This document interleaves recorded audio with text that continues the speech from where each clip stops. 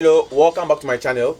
In today's video, I'm coming to you with a very interesting story about my experience in Turkey, especially 5 culture shock I experienced in Turkey. Without wasting much time, let's start.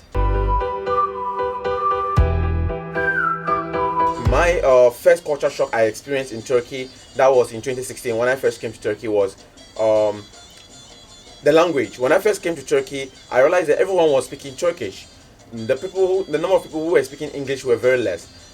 At the airports, things were very difficult for me because I hardly got someone who could speak English to direct me or help me with my problems. And when I even came to Rize, it really took me time to get used to the place because of the language. So that was my first shock. My second was the food. You know, I am from Africa, Ghana, and in Ghana we like a lot of spices. So when I first came here, the food was very difficult for me to eat. I mostly used to eat rice and potatoes, chicken, because most of the Turkish food, due to me not eating it in Ghana, or I was not used to the Turkish food, so the food was really a problem to me. But with time, I got used to the food. Here, especially when I first came here, they used to have something like chorba, that's soup. But in Ghana, we have soup which is spicy. Here, the soup that they drink is something like a starter. So it took some time for me to get used to the soup. It took me basically 3 months to get used to the soup. Most food, and we have foods like chikofte and then kasur, they look like most of our Ghanaian delicacies, but they were not. It was so difficult for me to get used to it, but with time, I love these foods and I eat them like Turkish people. My first meal in Turkey was lahmacun with Iran. They are local Turkish meals, and then like I really love them. Now I just eat them like Turkish people. My third culture shock was also sign language. For instance, when I was in Turkish preparatory course, Turkish people use signs like no.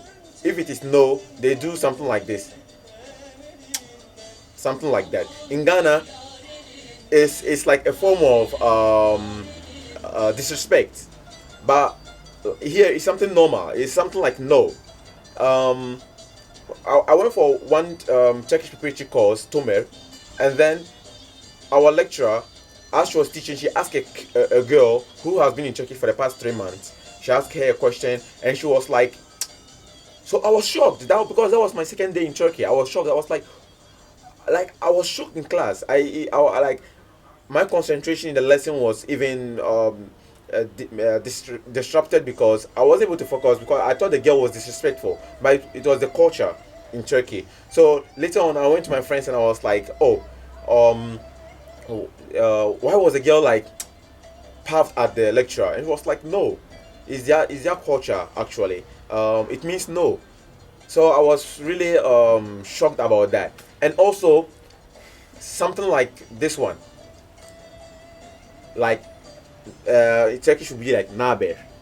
You understand? So, sometimes without even saying anything, the person will just see you and be like, which is like, how are you or what are you doing?